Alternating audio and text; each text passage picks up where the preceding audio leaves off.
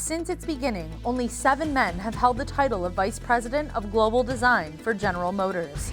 The newest, Michael Simcoe, visits Autoline this week for the first time to discuss his Australian roots and how he plans to lead GM studios around the world. And now, here's your host, John McElroy. I want to thank you all for joining us on Autoline this week. Today's topic is all about automotive design, and that's because our special guest is Mike Simcoe, the Vice President of Design for General Motors. And Mike, it's terrific to have you on the show. It's great to be here. Also joining us today are Alisa Priddle from Motor Trend and Todd Lassa from Automobile. Great to have the both of you here as well. Great to be here. Good. So, Mike, one question I want to ask you about is GM's got design studios all over the world, but GM recently pulled out of Europe. What happens with your design studio there? Well, that went as part of the sale to PSA. The design studio there was regarded as one of their most valuable assets, so it went. At an emotional level, it's very hard because I've worked with people there for over 25 years, but you get the business logic in the end. How does General Motors make sure it's getting the right talent that's growing up in Europe? And GM Design's always been a nice, attractive operation for European designers to come in and look for. So we bring people in from all over the world. And never say never, maybe one day we'll have a studio there. Never say never, okay. So good. speaking of emotional topics, Yeah. I mean, Australia has now officially ended auto production. Yeah. After what, 69 years? Yeah. You know, the last Holden rolls off the line. Yeah, this is a hard one too because I started back in '83 under the Holden brand when it was just Holden Design, and so it's been an emotional one because I guess I grew up with Commodore design or local designs, and to stop that is. Again, you've hit me with 2 emotional ones to start off with, but that's a tough one. It just stopped. The studio continues, and the studio actually will go from strength to strength. We have a lot of really talented people there, and we've just worked out a way to hire talent down there, invest in it, and bring those guys through. So young women and men have an opportunity to work over here in the industry as well as back there. Mike, talk a little bit more about that. It's fascinating, as Alisa brings out, GM is pulling out of manufacturing in Australia, but is keeping its engineering and design capabilities there. Yeah, because it's been a solid part of the GM network and design engineering for so long. There's a lot of very mature talent down there, and the engineering and design schools are still very, very good feeders. So it would be absurd for GM, whether they're down in Australia or here, to ignore such a good source of talent. What will their areas, will they still do large rear drive cars and SUVs? We'll use them for everything. Even while they were doing the local vehicles, they were doing, I guess, competitive theming, if you like, competitive work on vehicles for North America, for up in China. They've been a really good source for, if you like, mentoring of the young studios in China, and in Korea and in India when we had a studio there. So I presume you have kind of a competition whenever you have a new product you have to design, and so they'll be in the mix competing. Yeah. Is there anything that informs or anything that remains from Holden Design that we might look forward to if it wins a certain competition, or is it all kind of mixed in with the whole GM family at this point? There's a couple of vehicles that are sitting as concepts in the studios here in Warren right now that were delivered and created by the guys down there. You won't see those.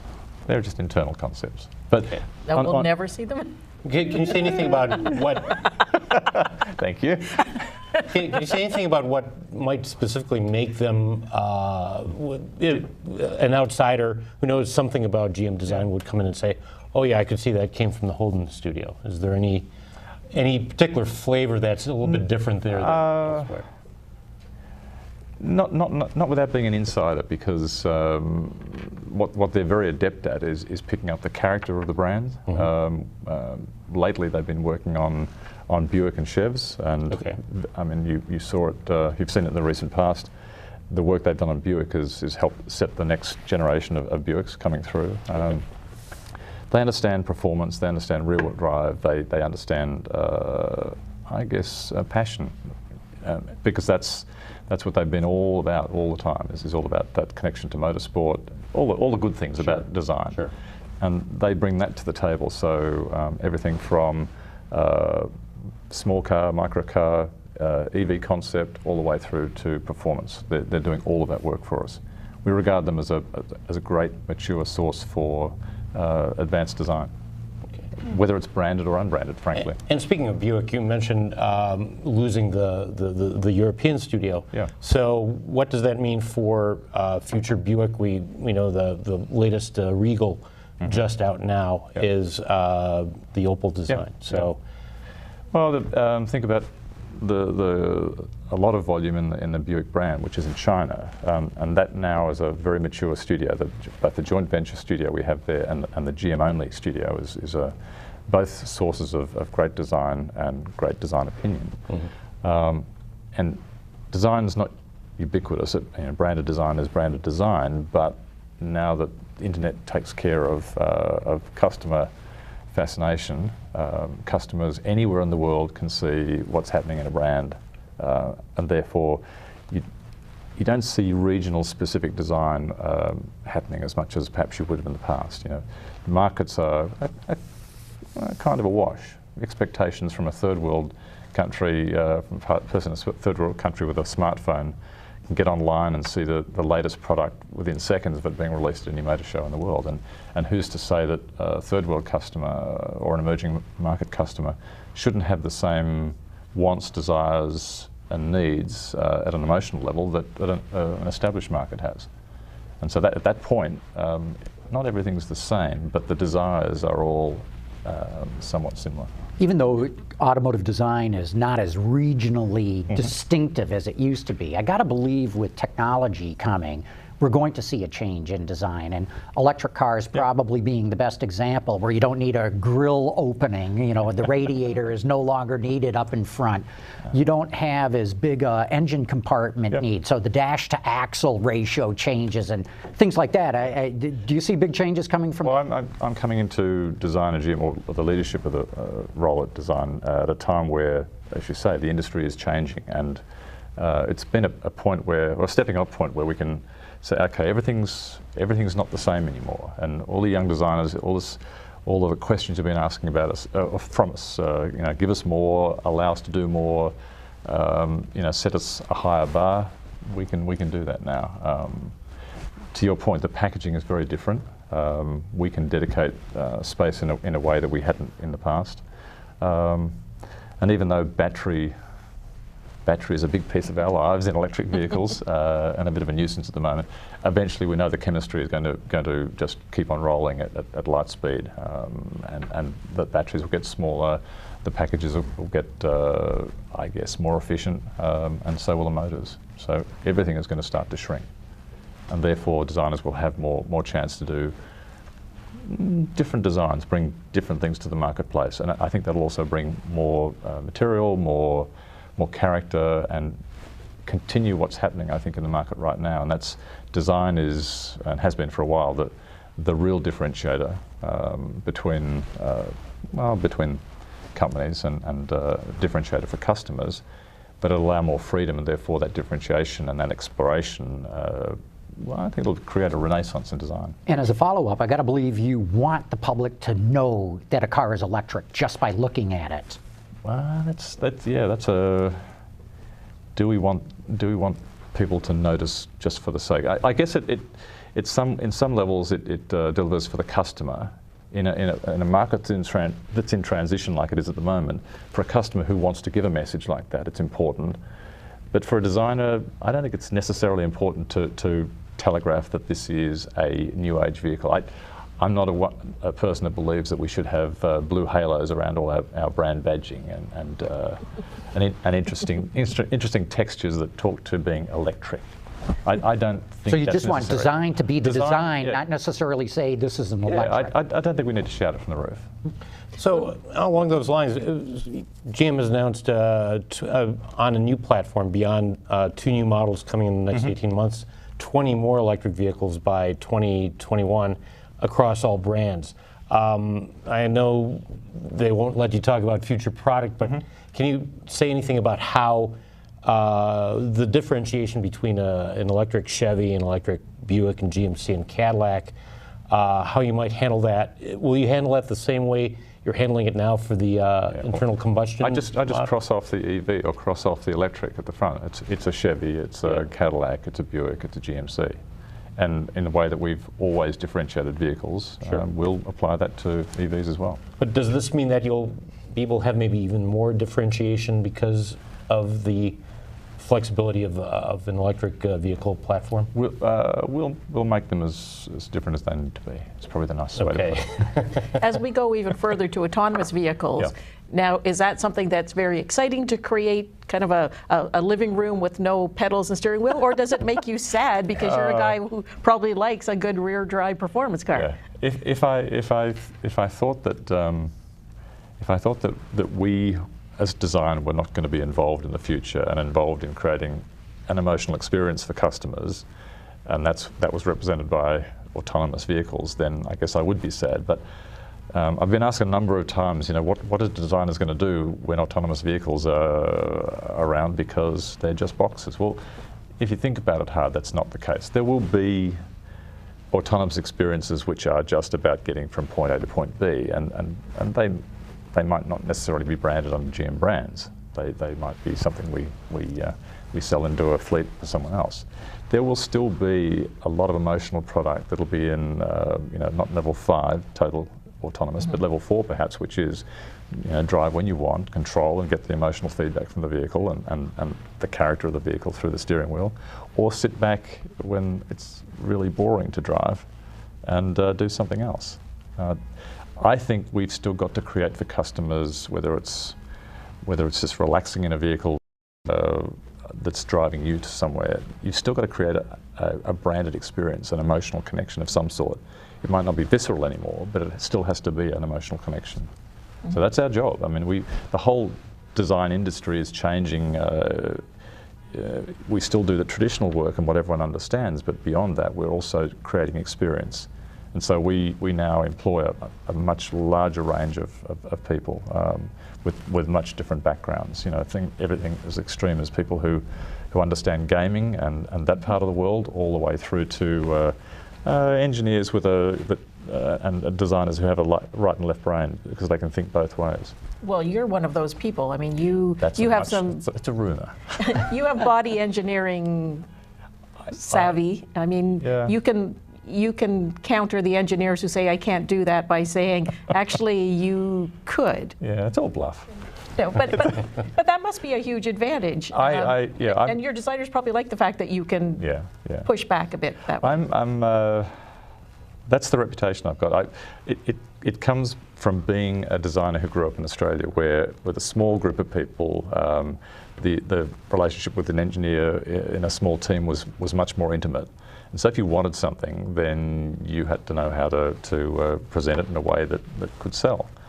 And as an engineer or a designer, you play both sides of the game. Same with manufacturing engineering. You've got to be able to talk the same language as someone to help to persuade them to do what you want them to do. Have you had a chance to do it in your latest job very much? I think people take me seriously when I ask for something. There's the notion of the stylist who has no idea what he's asking for or she's asking for, and hopefully that goes away. I mean, we do need to have designers, probably more these days than stylists, because we are busy changing the industry. We need fascinating concepts, and that's the stylist side of the business, but you still need to be able to make it real. There's no use splashing it up against a wall. Realistically, you need to be doing things that influence, and engineers can take seriously, and therefore the market and customers can take seriously. And you have to do it fast today too. Yes, always faster, always faster. Development type. Mike, what sort of design trends do you see, general overarching trends where the industry is going? For example, aerodynamics is becoming ever more important than it has been in the past. Yeah, I think we've always done it. This is the aerodynamics I'm talking about, but it is getting down to millimetre perfect solutions for things because it does count. Do I see trends changing? I think the influence of EV, as you say, and the level of connectivity that customers are expecting in vehicles, that's the sort of thing that's changing vehicles now. If we can take those and make the experience, make the designs more appropriate, at the same time as we're looking to provide customers more value, more feature, and all the things that we've always done. I think customers are learning to accept more, and I mean more difference. As we deliberately drive the brands for more separation. I think in the past, some of the designs that we're doing now probably wouldn't have been acceptable. At the same time, customers are expecting more. They want more bright work, they want more features, they want more of everything. You go to research and ask, what do you want? Just more, please. And there has been, especially at GM, I think, in the past few years, kind of re-embrace, if I could make up a word, of the kind of exuberant design that American design was known for in the 50s and 60s. Do you see that continuing? Will we start to strip away chrome? Will this thing go back and forth as it has over the decades? Do you think we've kind of reached a zenith and that maybe cars will start to get more plain or a little more stark in the future? Where's it heading? Well, I think we understand our customers well enough now to be able to target things very hard, and so I think you'll see models variants that are quite clean and simple, because if we're targeting a customer group, and conversely, you'll see things that are, to some people are grossly over-chromed and things. I mean, please don't quote me on that one. But the reality is, chrome is there for some people because some people do see it as a need. And the nice thing these days is, more than ever, we're probably targeting more precisely customers with the type of vehicles we're doing and the style and the feature level that go into those individual models. Cadillac started kind of a nice renaissance in the early 2000s with the art and science design, and that, as any design has evolved, some of that has been influenced by the Chinese market. Can you tell us where that's heading? Well, I'd put that back in the category of the markets around the world, apart from small differences, are now fairly much the same. The desires for customers in China for a Cadillac is very similar to here. Now, I'm sure the marketing guys will scream at that, but from a design sense, the customers' desires are very, very similar. Well, but the talk, at least a couple of years ago, was that that Chinese tastes were kind of softening the Cadillac art and science, the kind of the sharper edges. I think what China brought to it was customer opinion about what a prestige vehicle looked like to those customers, and that had an impact for a while. Because in an immature market, then those customers looking for a vehicle, whether luxury or functional, are looking around the world. They get on their smartphone and see what's there. They know what's coming, and so for a while they may have targeted specific types of vehicle and specific appearance in their search for what represents prestige or whatever. I think that was an influence for a while, but I don't think it's there now so much. They're still very, very brand savvy, is probably the nicest way to put it, and they shop brand because they're recent, 20 years, but recent brand customers. And they become very mature and very meticulous brand customers very quickly. So I'll go back to my statement, those customers look around the world for what that brand or what a series of prestige brands or a series of performance brands look like around the world, and therefore expect the same thing now.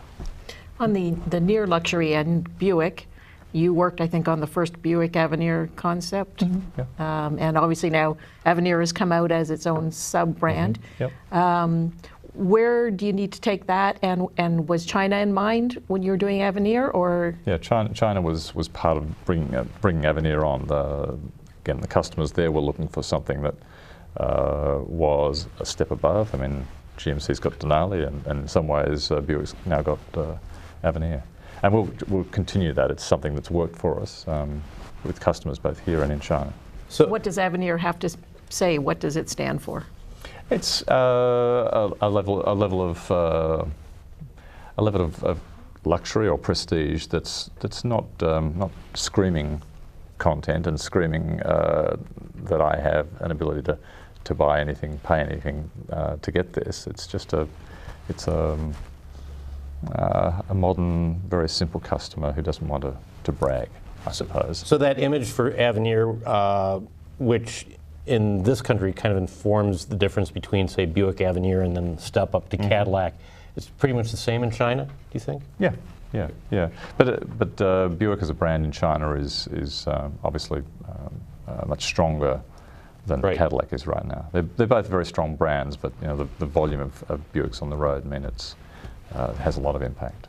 Mike, one of the things that we're seeing in the global automotive industry is passenger cars shrinking as part of the overall sales picture, and more people go into crossovers and SUVs. How do you think that's going to evolve? And as a designer, how do you deal with that? Can you tell me what a crossover is versus an SUV? I'd like the description first. Yeah. It's not a car and it's not an SUV. We know that. There you go. Right. Yeah. It's unibody. Yeah. I think customers are moving for convenience, for seated height. See down the road, but not necessarily as high as an SUV, and it's a trend will be with us for a while, like all trends, and something else will come and replace it.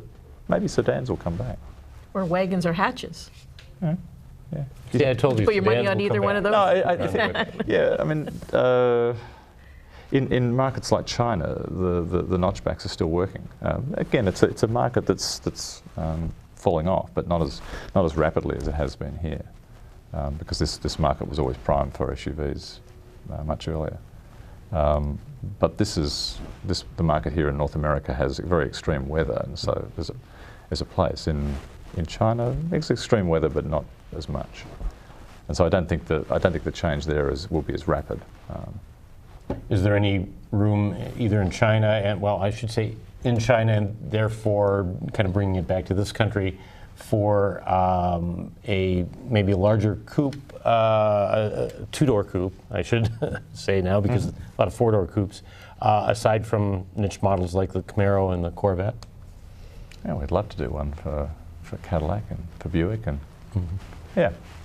Okay. Are you working? Do you have some lovely concepts? We have lots of lovely concepts. Nothing in production. Nothing that's been discussed for production. No, not yet. No green light. Let's talk a little bit about the design process. There's so much technology coming in. Virtual reality goggles. There's even been talk about using holograms and things like that. Yep. Do you see it really changing the nature of how you go about designing a vehicle? It's not mature. The virtual is not mature enough now to, in my opinion, to release a vehicle to a customer. What it does, and the way we use it particularly, is we use it to get to an answer, and explore concepts much faster, but we still take the same care and apply the same love with a physical model before we release the final product. And when you say physical model, you mean clay? Clay models we use. So you're shaping it by hands. Yeah. Any designer who I guess who knows what they're doing is relying on the sculptors, the clay sculptors, and the math sculptors to take their design and give it that level of passion, that human touch, and that's really important. If you think about a clay model in an environment, these physical models have a being, and that sounds a bit wacky, but they live in an environment, and people react to them, and you don't react that way to a virtual model or a 2D. The physical being in place is very, very important. And you said before the show that you're actually doing more clays now than in the past. Yeah. So does that mean per model, or you're it's just more exploration? Yeah. Because we now are doing a lot more, if you like, unbranded advanced work, which looks to the future, for autonomous and some of our electric platforms, as well as branded advanced, which is the next generation and future generations. The design strategy, if you like, around the brands. We're doing a lot more of that work. Is that a declining skill, people who can work well with clay? Are you finding there's not enough of them out there? No. There are people that we access on lots of different, from fine art sculptors all the way through to people who have a shop experience but can turn their hand, or designers who turn their hand ultimately. What we do have now, in recent times, we've created I guess it's a virtual training environment in design called the Design Academy, or the Academy at Design, and it allows us to run, it's around about a 15-week course, without telling all the secrets, where we put creative designers, physical sculptors and math sculptors together, and engineers, frankly, together, and they work with each other, and it's a little bit like living in each other's shoes for a while, so they can respect each other's discipline and learn more about it. Is that something it makes them more wholesome. Hey, it's good to hear that they're still hands-on when it comes to designing cars. I love it. There's still an artistry to it. Oh, absolutely. But with that, we're going to have to wrap this up. Mike Simcoe, thanks so much for sharing your time. I know how busy you are. We're so grateful that we got a little piece of it here. Alisa and Todd want to thank you too, and of course, had to thank all of you for having tuned in.